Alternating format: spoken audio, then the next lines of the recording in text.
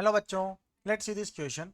Late vector u cap is equal to u I cap plus u2 j cap plus u3 k cap be a unit vector in R cube, and w cap equal to 1 by root 6 I cap plus j cap plus 2 k cap, given that there exists a vector v in R cube such that modulus of u cap into v cap is equal to 1 and w cap into u cap into vector v is equal to 1.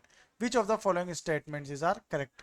तो हमें यहाँ पे कौन सा statement correct है वो यहाँ पे फाइंड करना है. तो सबसे पहले अगर हम देखें तो हमें गिवन है vector V W cap into U cap into V cap is equal to 1.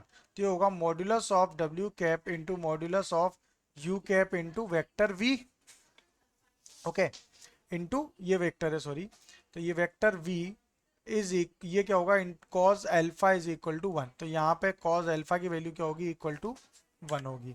आगे अगर हम इसमें बात करेंगे तो ये क्या होगा, यहाँ पे ये जो W वेक्टर है, W कैप है, ये क्या है, पैरेलल है किसके, that W cap is parallel to U cap into vector V.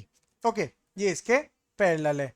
और W कैप जो है हमारा वो क्या परपेंडिकुलर होगा किसके, U कैप के, और W cap is perpendicular to vector V also.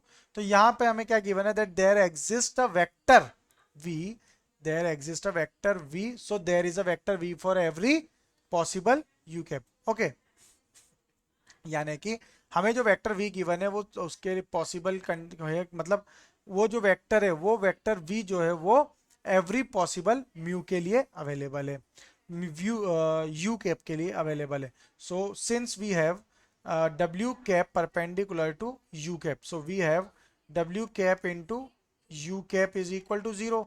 So u1 plus u2 plus 2u3 equal to क्या होगा, 0. अब infinitely many vectors satisfying this condition. तो यहाँ पे क्या होगा, देयर आर इनफाइनाइट चॉइसेस होगी किसके लिए, u कैप के लिए. तो यहाँ पे अगर u कैप के लिए इनफाइनाइट चॉइसेस है तो v के लिए भी यहाँ पे क्या होगी, इनफाइनाइट चॉइसेस होगी वेक्टर v के लिए भी. ओके, तो u जो है u कैप हमारा वो कहाँ लाया कर रहा है, एक्स वाई प्लेन में लाई कर रहा है. एक्स वाई प्लेन में ये लाई कर रहा है, so we'll have u3 is equal to 0. So modulus of u1 is equal to modulus of u2. Okay, ये टर्म होगी. और यहाँ पे ये जो u कैप है हमारा ये क्या करेगा, ये yz प्लेन में लाई, सॉरी xz प्लेन में लाया कर रहा है. ये किस प्लेन में लाया कर रहा है, xz प्लेन में लाया कर रहा है. इसका मतलब u2 इक्वल टू क्या होगा, 0. सो मॉड्यूलस ऑफ u1 हमारा क्या होगा, twice of u3, modulus of u3. तो यहां से अगर हम देखें तो there is exactly one choice for such V, no, because there are infinite number of choices. There are infinitely many choices for such vector V, yes. If lies in the xy plane then mu1 equal to u1 equal to u2, this is also correct.